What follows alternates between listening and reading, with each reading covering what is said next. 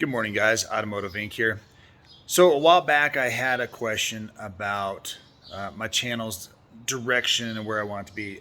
Automotive Inc. is about just about anything that's automotive, anything that rolls down the road, whether it has to do with camper or a motorhome, a motorcycle, a truck, or cars or whatever. But the trend is I kind of stay focused on what people are asking about, but I forgot somebody that had reached out and asked about motorcycles. They wanted to buy a pre-owned motorcycle, and they wanted to know what my history is with motorcycles. Well, just to give you some background, I've been riding motorcycles since I was 12. My dad was always a fan of motorcycles.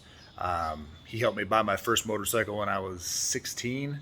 Well, he probably bought it for me more likely, but I kind of tried to work it off. But I've been riding bikes ever since then, and that was my first bike was an early 80s Yamaha Maxim, and I've had street bikes, naked bikes, cruiser bikes, big like road bikes like a Gull Wing ridden, everything under the sun. If it has wheels, I want to drive it. In addition to that, there was a career that I was in where I actually was a professional motor person.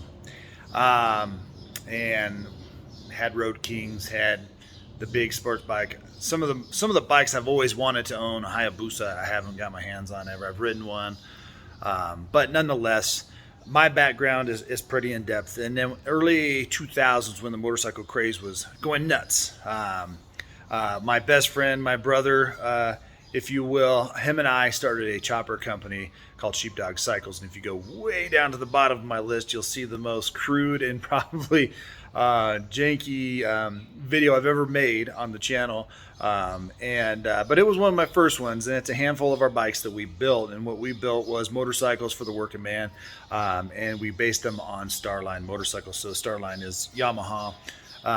But through that time, him and I built over 103 motorcycles, and it's just been a good time. I've had beers with Eddie Trotta, Indian Larry before he passed away.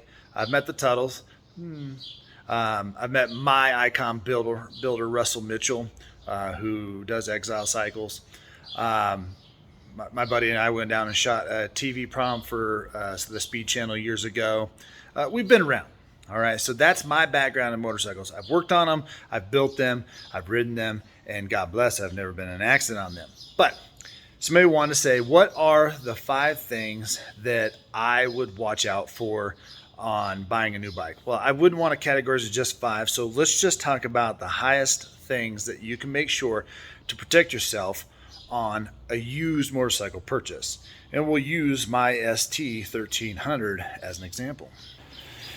So, got my bike here, guys. This is probably, if you know what you're looking at, this is a unicorn. So this is an 07. This is last year that the ST 1300 was made. I'm not a brand snob when it comes to motorcycles, although after having enough Harleys, that wouldn't be my first bike purchase of any of them. I like the foreign brands. I had a Beamer at work, and I also had a Road King, and I love the Beamer. And this ST is very similar to kind of that RT 1200. But if you know what you're looking at here, I got a unicorn. But this is a good example.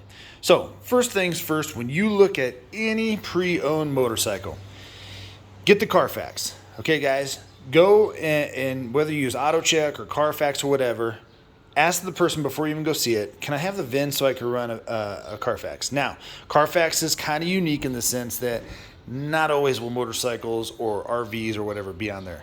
But you can at least check. You don't even have to buy it to check it. If it's in there, it'll tell you we found it and we have X amount of records.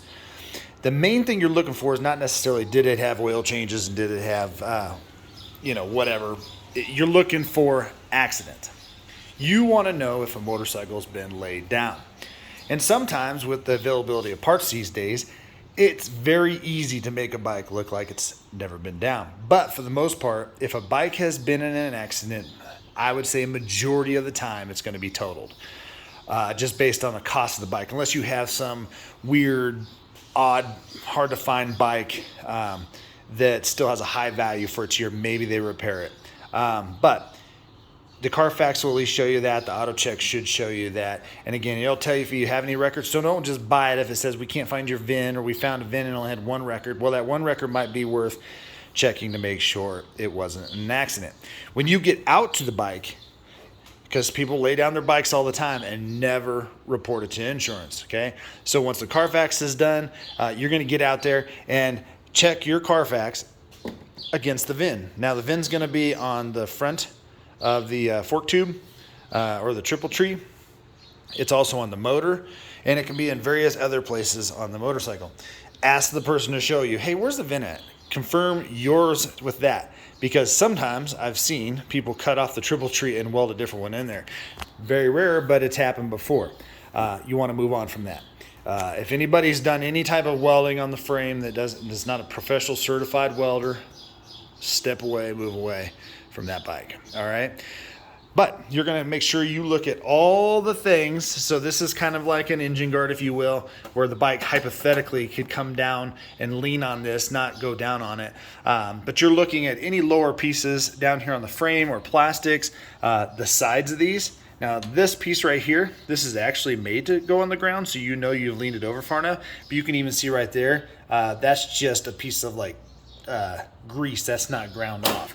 So that's okay. If this or a running board has a little bit of grind, that's not bad, okay? But you don't want chunks of stuff missing, especially on higher points like exhaust pipes. You don't want this rubbed. You definitely don't want rubbing or crash marks up here. Now, when sometimes people are putting their stuff on kickstands in the garage, it may tip over. You may end up with like horizontal scratches. Horizontal scratches you don't want. Vertical scratches might be from that leaning over against something. But if you start seeing scratches in plastics and metal and everything like that, it might be a very good indication that the bike has been down. Ask the person, if you will, and they may or may not be the original owner. They might say, well, it's never been down in my ownership of it. Well, that's not a very definitive answer for me, and because the bike market, used market is so plethora out there, make sure that you ask these questions, because if you buy a bike that's been wrecked, sometimes the insurance won't even allow you to put it on their policy. So you want to stay away from anything that's been down. Anything that has new frame sliders like sport bike, those are going to be those round knobs that look like they bolt in the frame. Those are frame sliders, so people lean them over and dump them. Those might look like they're brand new. Ask about that. You see any scratches like that on the engine, stay away, all right? Another thing I would make sure you look at is, are you looking for a fixer-upper, or are you looking for something you can start riding right away? Tires are not all that expensive, but you got to make sure you have time to get this thing to the dealer and drop it off. And right at the beginning of the season, it's going to be a pain because they're busy, but you know, make sure the tires are good. But while you're looking at your tires, also take an opportunity to look at your brakes and make sure the wheels match. You don't know how many times I've seen bikes with mismatched wheels. And if there's a mismatched wheel, more than likely that wheel cracked. A lot of these wheels can crack if you hit a big enough pothole or endo of the bike, whatever. So make sure everything matches on the bike, okay? Another thing I would look at, fork seals. Although it's a maintenance thing, this is an expensive thing, and most people don't possess the tools, the time, or the ability to swap those seals. So make sure those aren't leaking too bad. And what you'll see is a lot of dust up there and everything like that. But one thing you can do to protect yourself, especially on bikes with forks that are more, you know, exposed than this one, is keep those clean from debris. Dust and sand and dirt, keep those cleaned off, so that way that stuff's not going in and out of the front shock. All right. Now, depending on the age of the bike, a bike like this, it's going to be very hard to find plastics. Okay, you want to make sure any of these other points, grab and pull on these plastics, see if somebody's JB welded them or anything like that, because more than likely you won't find these plastics, and the next time you take them off, they will crack and fall apart. They're only going to get you through the next few times of getting away from their house as they get your money. All right. So we want to make one sure it's never been in an accident. 2, we're going to verify that with the VIN and asking questions. 2, we're going to check the frame, the body, and the plastics to make sure it doesn't look like it's ever been down. 3, you're going to check your brakes, your wheels, and your tires. You're also going to want to check your fork seals, and then check and verify that all of this stuff works. Most of the time, motorcycles, don't have any issues. They're very dependable. They last a long time. So if you're looking at just the motor itself, obviously you don't want to see oily, cylinder heads, leaking gaskets, but more than likely, it's not a big deal. Next, once you get out and ride it, you want to make sure it just rides true, doesn't sputter. An older bike that's going to be carbureted, it could have carburetor issues just from sitting around and having old fuelant from the year before. So I always recommend you put premium, and then at the end of your riding season, you don't necessarily need to drain the tank, but do put some stable in it. I'm not a fan of seafoam in motorcycles or seafoam in anything other than marine engines, but people use that. I've always had to go look stable. Drop some stable in there, fill it with premium. You won't have to sweat it. All right. So those are going to be my top things when you go look at a motorcycle to look for. Now, keeping in mind, there's a lot of bikes out there, so don't get enamored with the first one that you go out and look for and try and buy, okay? You can pick and choose. Make sure one that's in really, really good condition. This is your hard-earned money.